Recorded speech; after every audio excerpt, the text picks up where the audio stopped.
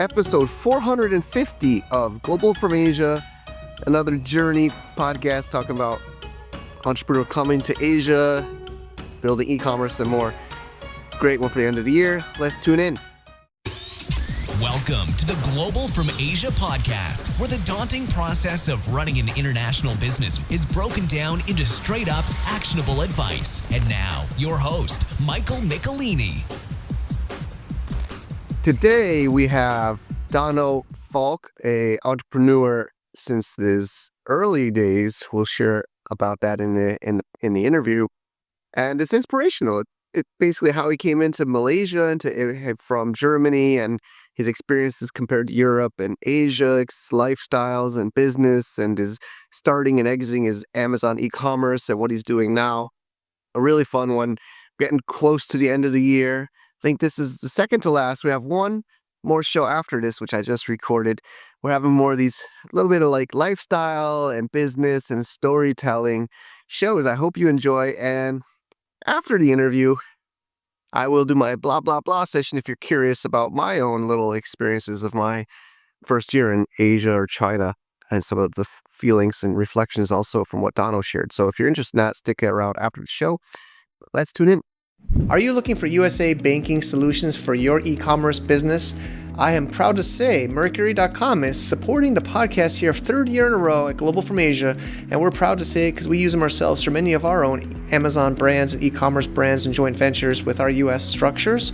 And they're super easy to do, online application, no fees, and they have great customer support, have helped us with trouble with Amazon Seller Central over the years about some receipts and statements and everything like that. So we're so happy to say thank you, Mercury, for supporting our show, being a great service, and supporting other e-commerce sellers. We're really proud to say they're a sponsor here, and we also have a video tutorial as well as an overview and a special link with a little bonus for you as well for us under certain conditions. Check it out at globalfromasia.com/Mercury for that information. Thank you for listening, and thank you, Mercury.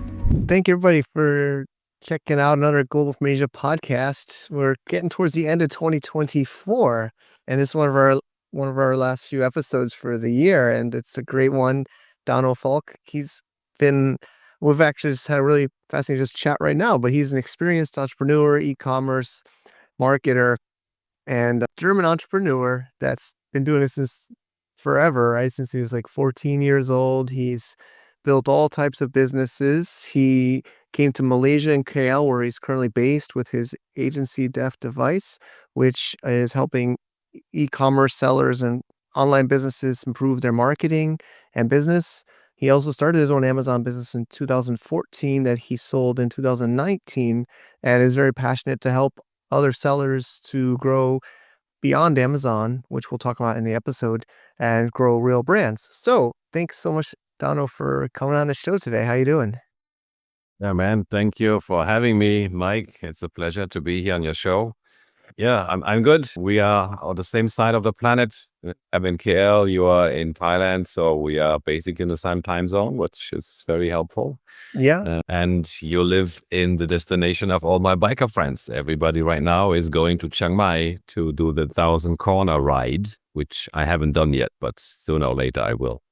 I have to look it up. I'm not in the biker space, but it does sound like a lot of corners. Yep. Cool. And yeah, it is the high season in Chiang Mai. Chiang Mai it's a seasonal place. I don't know if you're familiar, but we're in the high season, the peak season from end of summer until about January. But then the dry season starts, I don't know about in Malaysia too, but it's where the rain stops. And of course, somehow farmers like to burn crops and make smoke for fertilizing their dirt for their next year's crops. So it becomes a bit unbearable here for the burning season, which is like starting to February. It gets pretty bad in March and April, and then the rain starts. The rain starts in April. Songkrong, they call it, the shooting the water guns everywhere. The rains. And then it's rainy season from like April until maybe August. So it's like half the year is good, half the year is like dry and rain. This is my quick one. Sounds familiar. Yeah, we also have this like crop and agriculture burning stuff going on. It hasn't been that bad. But I remember 2017, like for 3, 4 weeks, we couldn't go outside Yep. because these people in Indonesia, which is just like a few hundred kilometers from here, but the wind tends to be blowing from west to east all the time.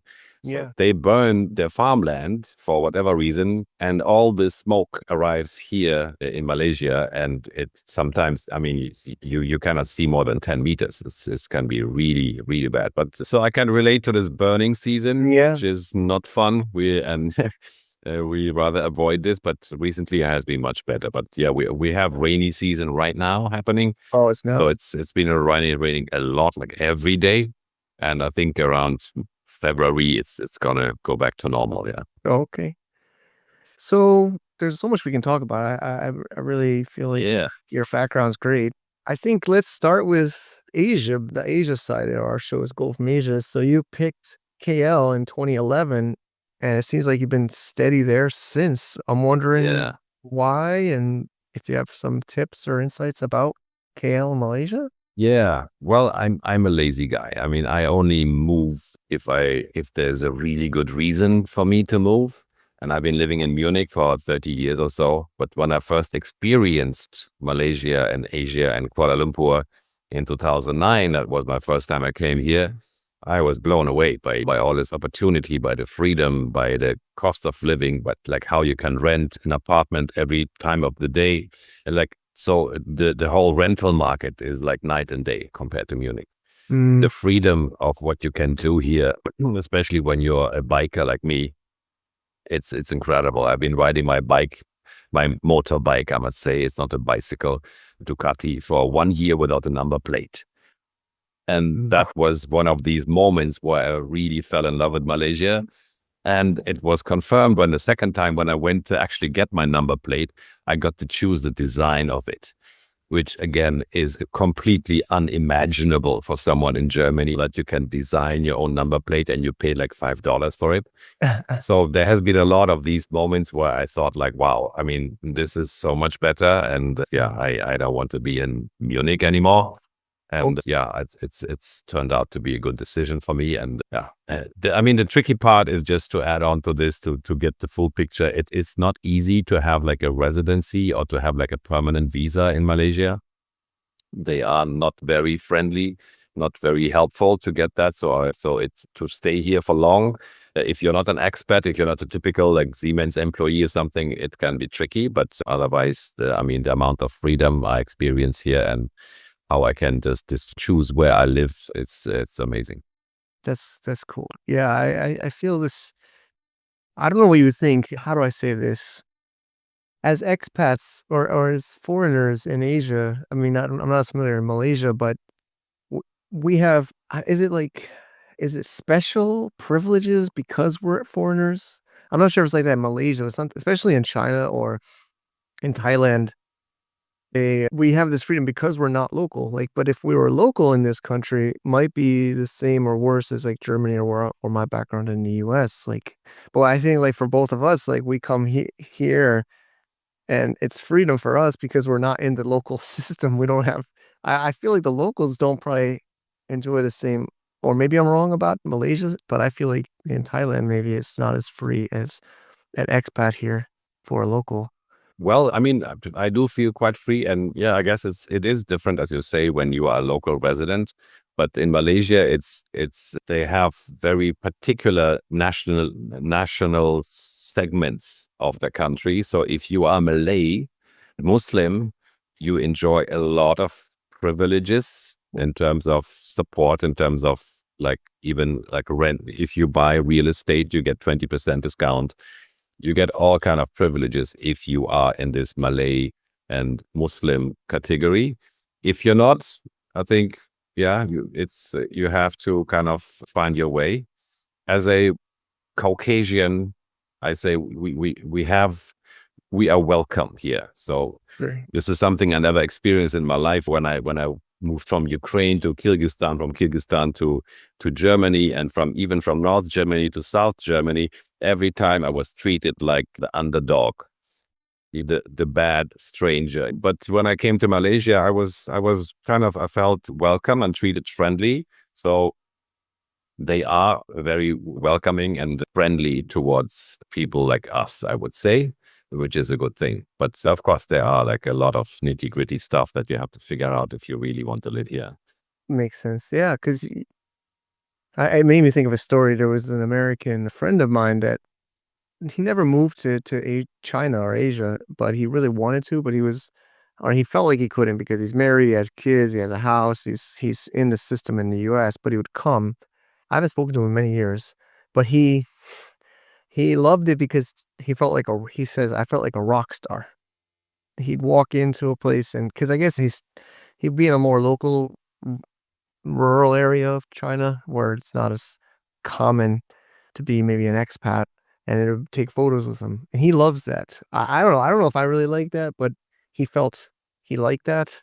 And yeah, sometimes that was in 2012 or so, I remember. But Yeah, yeah, it's yeah. not as much like that in China, at least that I'm recalling. But there's definitely more freedom for us in Asia. I mean, I'm not as familiar. I've been to KL a couple of times, but I think a lot of places in Asia are like this, where we can, especially Europe. Europe just seems the most bureaucratic.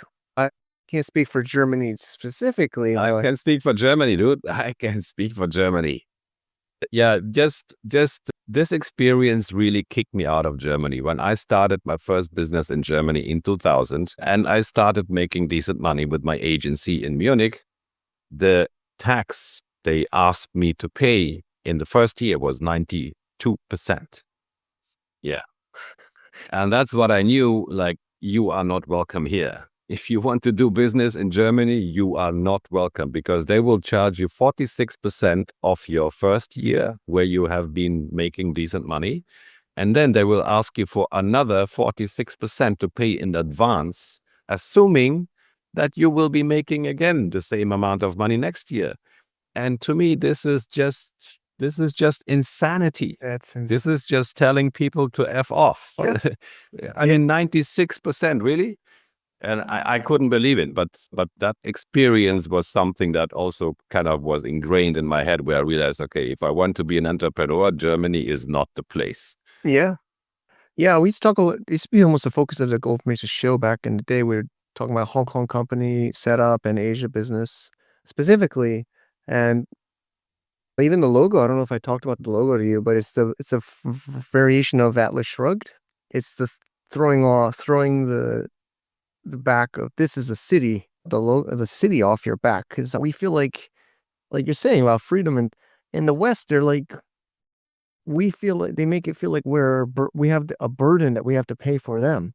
Yeah. Right? We It's like entrepreneurs are a burden. I mean, it's my impression was in Germany and I guess in Europe, we are supposed to be the monkeys who follow the rules and go and do their job and come back and then retire by 65. yeah, Everything outside this box is not really welcome. It's not supported. mm, So you have to be a nice and like a employee. yeah, That's all you can do. And yeah, I mean, there is support for people who don't have a job. So there's this kind of social support system, which is kind of nice. So if you don't have a job, you don't have to starve to death. I mean, in Malaysia, I don't think so. If you don't have income, I don't think the government will come and you like pay your rent. I don't think so. yeah, Unless you're Malay, I think they have a lot of support. But yeah, so the system is set up to train, and the whole schooling system and all the education system, in my impression, is set up to train employees to follow the rules and to do as they have been told. That is not something I can do. I have developed authority allergy very early, so I knew this is not something I can deal with. yeah. I was also a guest on your show. We'll link it on the show notes. I really enjoyed being a guest with you, the life story. But Yeah. you even helped me almost on the show. I was realizing how much they boxed me into the system, and we broke. It's the matrix. It really is. Yeah. And they just try to convince you that that the rules is the way it's supposed to be, and that's just and there's no. Oh yeah, man. One of my favorite topics is to talk about rules and how people don't question stupid rules and how stupid rules come into this universe and people do not question them. And that's the last thing I cannot do that. If you tell me to do something and it doesn't make sense to me, I won't. I agree. Yeah. But I think in Europe, I still have to do it, even though it doesn't make any sense to me. But yeah, that's a very big topic. It's a big And to topic, me, but yeah, the rules are a religion in Germany. That's how I see it. It's the holy rule. It cannot be questioned. It's like God. If there is a rule, like the traffic light is red, and even though like there is no traffic nowhere within 5 miles, and if you still cross it, you break the rule, and then you have committed a sin, and then you will be punished. So it's not about what makes sense. It's about the rule is the rule. It cannot be questioned, cannot be broken. If you break the rule, you are a bad boy, and you will get whacked. yeah. Well, it goes to the core of entrepreneurship Yeah, or exactly. which is the core of what you and I do and talk about Hmm. is questioning and improving, right? Like Hmm. we believe there is a better way. That I think at the very core of an entrepreneur is they see a problem to fix, all right? And they fix the problem. And Yeah, definitely. That's one essential part of it, and the other one to me is following my heart. yeah, Doing what is meaningful to me and what makes sense to me. So that is, and the third aspect of it is choosing freedom over safety, because being an entrepreneur is not safe. Just through like riding a big bike is not safe. yeah, So doing the scary stuff, which just inspires us and which is close to what our passion, what we actually want to do, these things are not really safe. So they represent freedom. Entrepreneurship is freedom to me. Following the rules, being the nice guy is safe. But yeah, I'm not up for that. But this is a decision I think we all have to make at some point in time. And of course we can revise it. But yeah, I see myself on the freedom side, which is not safe, but it's where I can do what makes sense to me. yeah, I agree. But then again, I think the other side of safety is less safe with the society today, right? I mean, I think before people could count on a job long term more easily than now. Long term jobs, I don't think are as plentiful as maybe they had used to be. But Yeah, just cannot really comment on that about it. So I am not an expert in in yeah, getting long-term jobs, man. so let's just a couple of segments on your Amazon. You started in 2014, so that was pretty early. How did that come about? I went to a conference here in KL. I think it was in 2013. It was, and there were like all kind of people were speaking at this conference about business ideas, about doing this, doing that. And this selling on Amazon thing, like there was one guy, he was talking about selling on Amazon, and I had no clue that a private person like me and you can sell on Amazon. To me, it was some kind of bookstore in the US. And this guy said, "Wow, you can open your own account, you can start selling, you can source your products and all that." And from me coming from a marketing and web design background, it made a lot of sense, because I thought like, look, I have all this digital stuff together already. I know about marketing, about graphic design, about building websites and all that. So why not I explore this Amazon stuff? So it was a long stretch. I mean, to go from living in Malaysia and selling on Amazon US and finding a product and doing all the Shazam that is necessary. But I took on the challenge. I went for it, and I started sourcing. Like that was the year when the Apple Watch came out, and I'm an Apple fan, so I started looking for like accessories for Apple Watches. So, and that's how it all started. And of course, being in Malaysia and sourcing from China is actually a good thing. So you're kind of close to your suppliers. So I kept on flying to Hong Kong a lot, and meeting people there at exhibitions, and finally like, also like creating a very good relationship to a manufacturer who became like my go-to supplier, and we did a lot of custom stuff together. So they were very open to customize the products and create like new designs and new stuff. So it was a very exciting relationship with this supplier. And yeah, that's how it started. So yeah, I just went on with it. And in 2019, I decided to look if I can sell it, and I found a buyer. So which was another very interesting experience, how what it's like to actually sell your business. It was very intense and very challenging also, but yeah, so I had both these experiences of selling on Amazon, of letting go and selling my business. And yeah, I think I learned a lot in the process. For sure. For sure. I mean, the big point I think I got, and we talk about this on the show often, is your supplier is almost like, I don't know if you use the word part, I don't want to put words in your mouth, but partner in a way, but they are a very important part, right? You have to find a good supplier, right? Like your core supplier that because basically as Amazon or e-commerce or product business, you need a good product, right? That's what a lot of, I don't know, it sounds obvious. It sounds obvious, but just to say it and just, But it's not as easy as it sounds. Yeah, to get a good product, especially something that stands out from the crowd and has maybe something, has some perks that not everybody else has, is a big challenge. Yeah, and you need and working with suppliers in China, of course, also has this downside of if they see something that works, they might as well just steal it and sell it themselves. So it is, you have to balance a lot of like, yeah, like tricky paths to actually build your brand and to have a partner on your side who will not treat you, not go behind your back. But yeah, but as you said, the supplier is an essential part of this. yeah. So while they might not be a shareholder in, they're most likely born a shareholder in your business or most of my brands. Although some I do actually partner with the supplier, like at the beginning, a partner. It's a very intimate relationship, of course, but most of the time, of course, they're not a partner in a business. But in a way, they somewhat are, even if they're not a shareholder, because if the quality or, like you said, if they go behind your back and undercut you, they'll really could undermine your business. So Oh yeah, yeah, and it happens a lot. I mean, I heard a lot of stories of, yeah. So it's definitely not easy to find someone who would have some amount of loyalty towards you, because I mean, loyalty is not really this like a Chinese thing. The number one thing seems to be money, like all the way, and yeah, someone who would maybe not take another dollar and instead of that be loyal, that is that is not easy to find. But I think I was lucky that way. I found, I mean, this lady I would be working with is still my friend.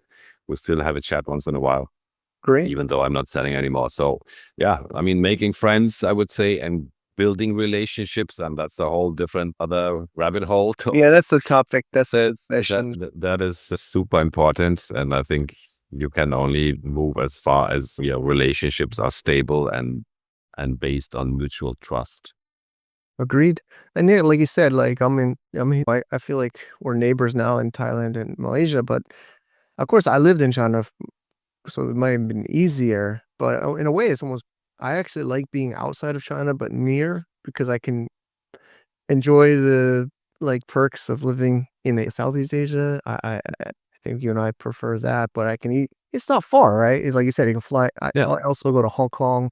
yeah, There's yeah. tons of flights. 2 hours. I'm in Hong Kong. Yeah, Yeah, so it's great, and then you feel you're more special to them, maybe, excuse me, more special because you're a foreign visitor instead of living there. But of course, I lived there. I did it too, even more. yeah, But yeah, you build a relationship. But I mean, I think a lot of probably people watching today don't come out.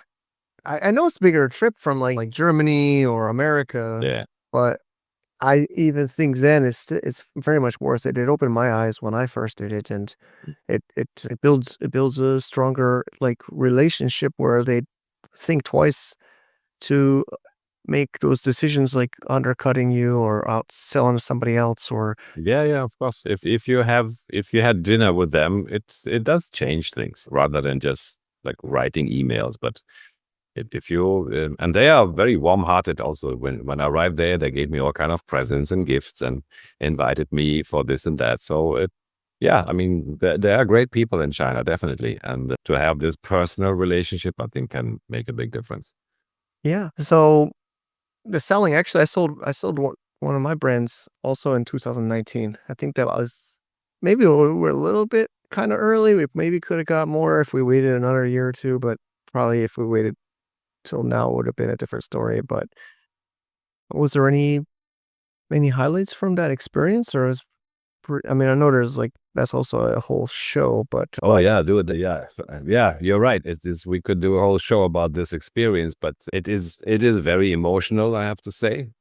mm, So you have to kind of open your book. You sign this thing called LOI, the letter of intent, and then the guy who is interested to buy your business can dig into all your data and all your products and all your sales, whatever.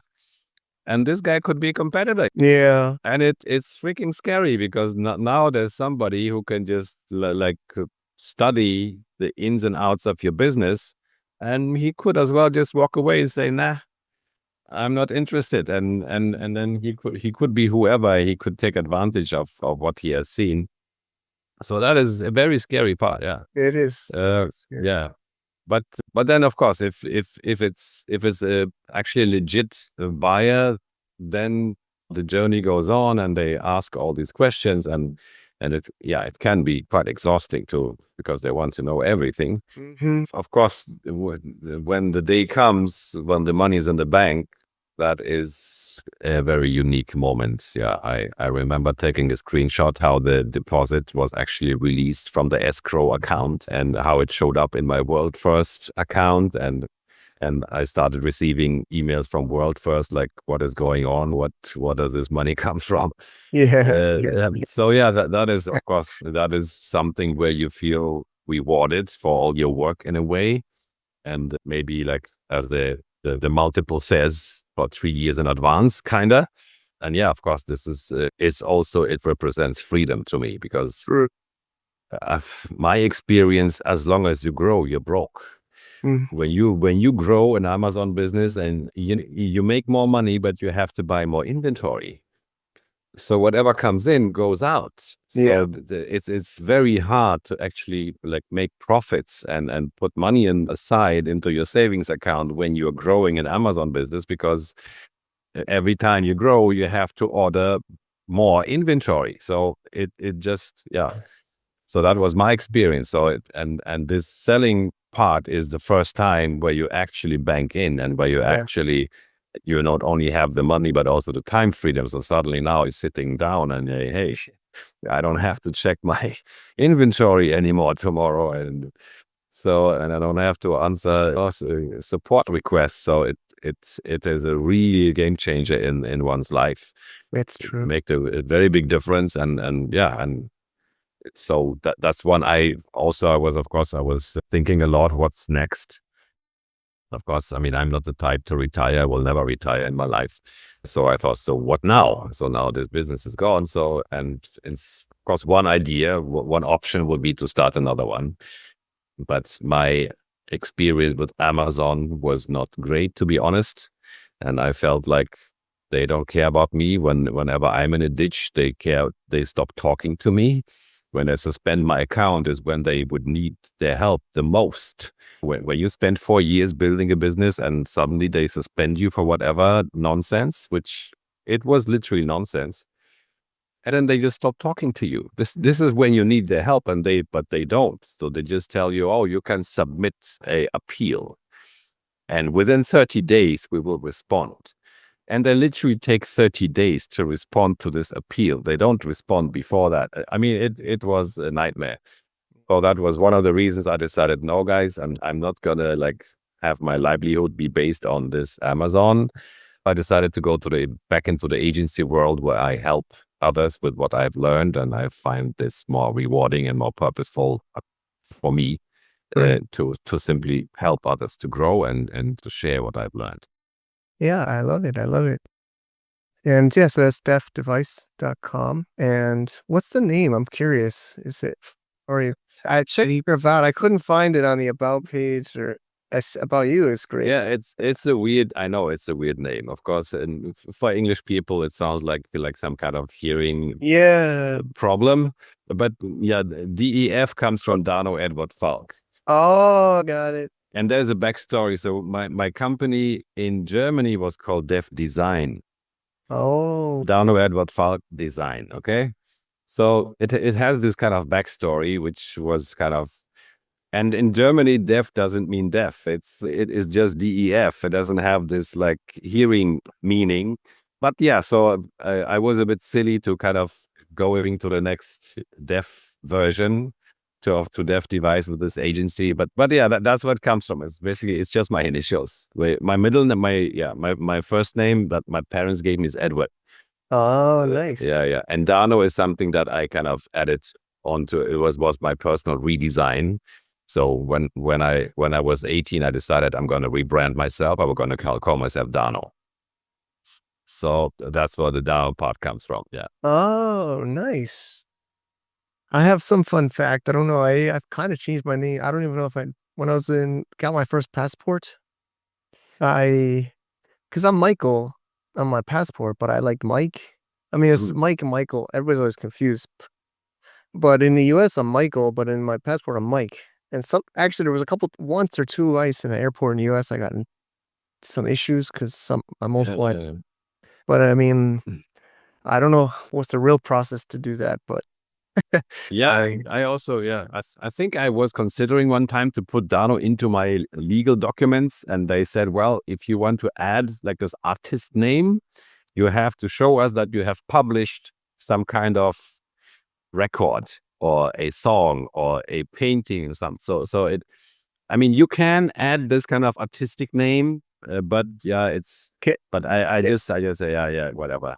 can So I I just have one, no name, just one name? Like, who's that? Prince, right? Just the artist known as Prince. well, yeah, he's in a different league. I'm not sure if you can just call yourself Prince without the last name. But yeah, it depends how your authorities work. Germans, I don't think so. Probably not in Germany. No, really, no. Yeah. All right, so then let's go into the agency. I actually noticed it's registered in Malaysia, and I noticed even on your sites you put your prices in both U.S. dollar and in Some, ringgit ringgit, yeah, Malaysian ringgit, yeah. Yeah, I see that actually. So do you work Yeah, a it lot? depends. I mean, we have some services which are more like directed towards local businesses. So some things like CRM, like lead generation, like Yeah, I saw the Facebook, WhatsApp. social media.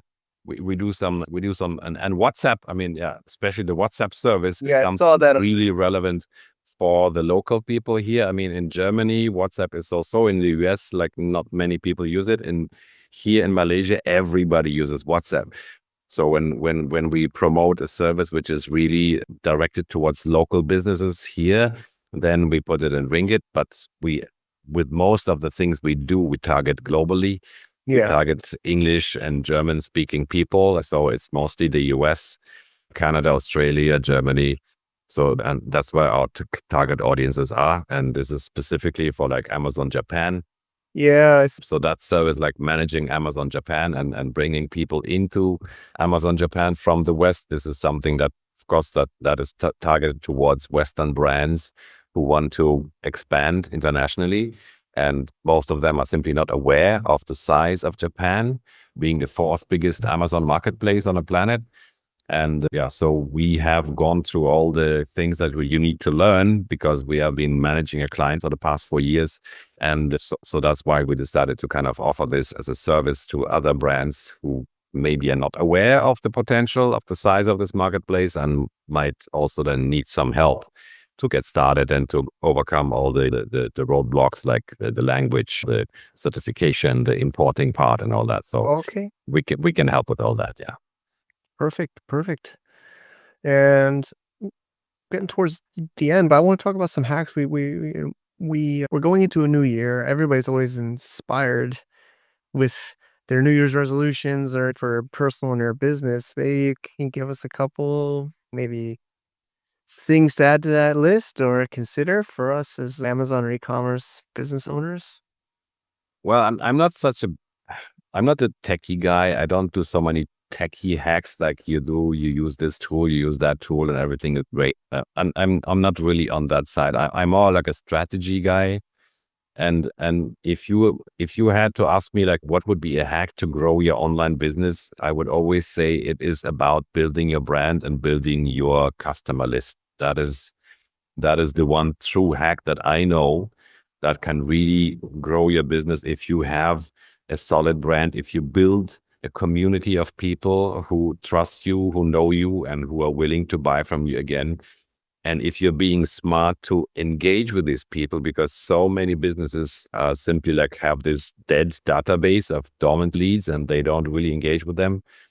So to have this active community of people who you are like regular in touch with and which is growing organically or maybe by paid ads or whatever, but that you manage to grow and that gives you a substance which is not linked to a Google or an Amazon or a Facebook or whatever, but something that you are in control of.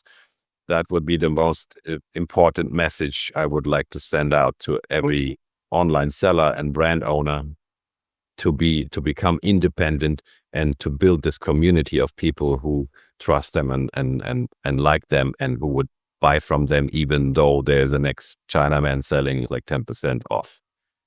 Great.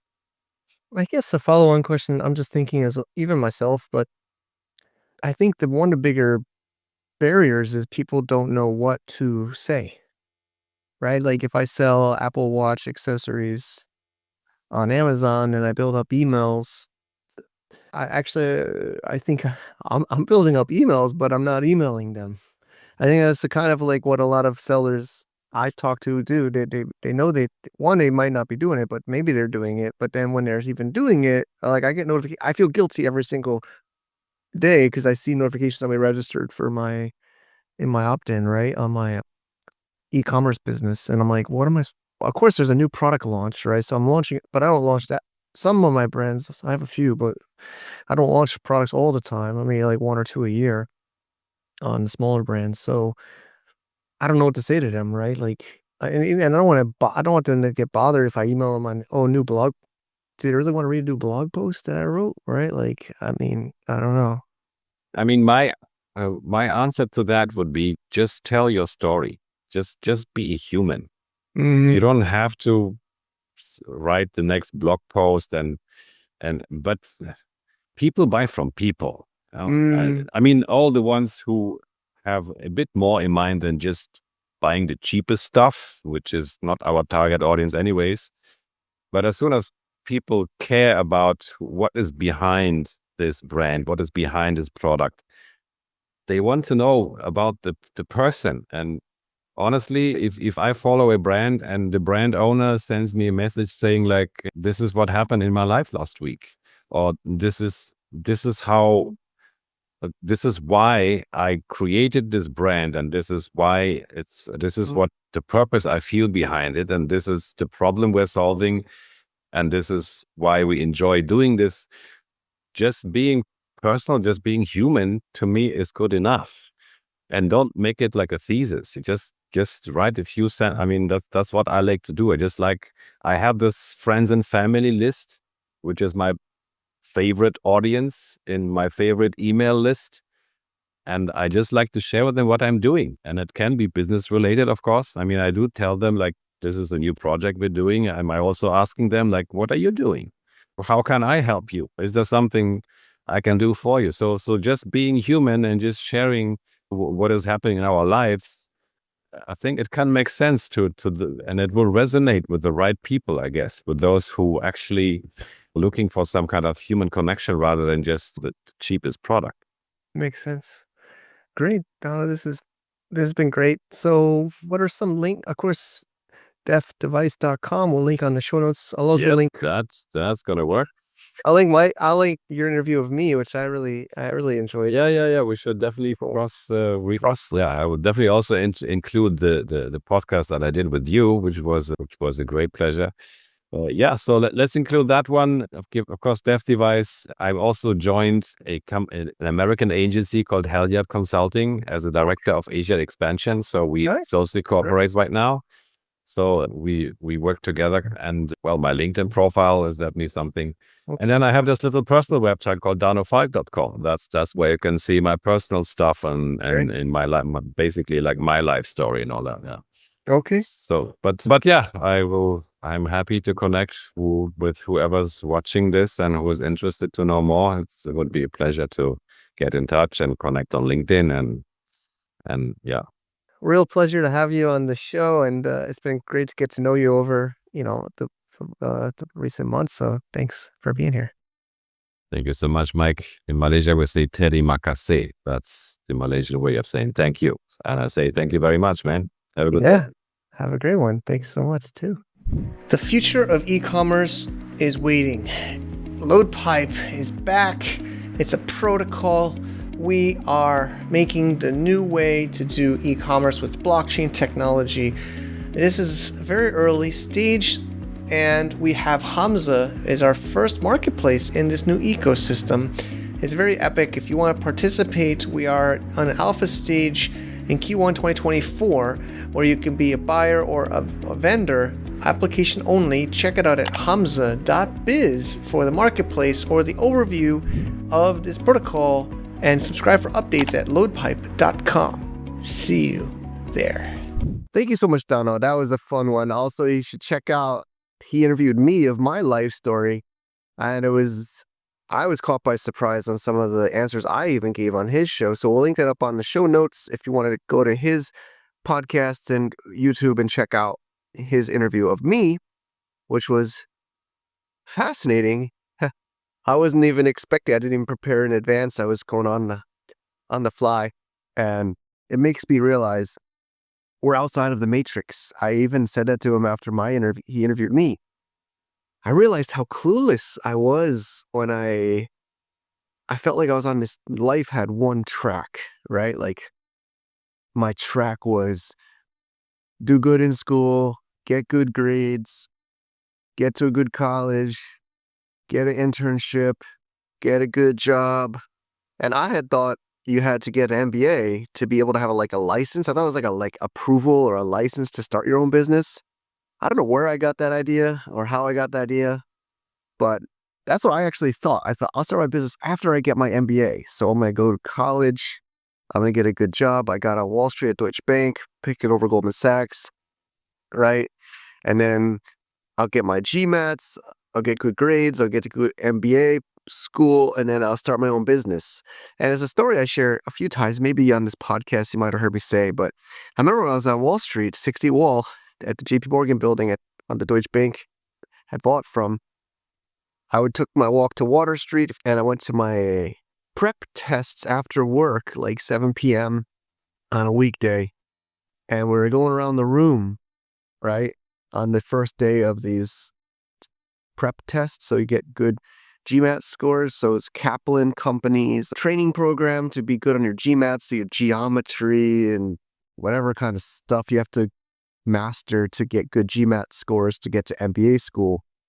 I might even be wrong. This was like 20 years ago now. But basically what happened was, I think there's like 20 people in the classroom. It was on Water Street off Wall Street, and mostly people from banking, right? So it was like, hi, I'm Sarah. I work at Lehman Brothers, and I want to get an MBA so I can get a promotion after I graduate from MBA school. Or I want to be like a vice president or a managing director. And it was like that. It's like, hi, I'm Joe from Goldman, and I want to get MBA so that I can get a management position. Hi, I'm Jill. I'm from whatever bank. And they all basically wanted promotions or bigger jobs. And it came to me and they said, what do you want? Well, hi, I'm Mike. I work at Deutsche Bank and I want to get an MBA so I can start my own business. Everybody just stared at me like it was like a pause. The teacher, everybody's like, you're going to MBA school to start your own business? I don't know if I even went back after the first night. I think I decided this is not right for me. And I decided instead of spending my money on MBA school, which I was saving money for, I was going to go to China. And even if I went bankrupt and burned all my money, instead of MBA school, it was the school of hard knocks.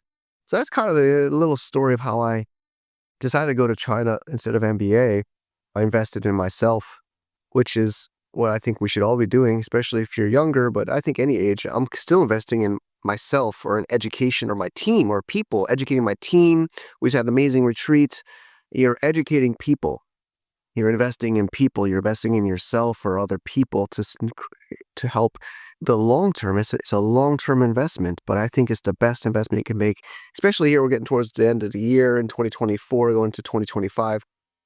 I hope you can make some investments in yourself, in your business for the long term. So thank you for watching, and episode 450 over and out. Peace. To get more info about running an international business, please visit our website at www.globalfromasia.com. That's www.globalfromasia.com. Also, be sure to subscribe to our iTunes feed. Thanks for tuning in.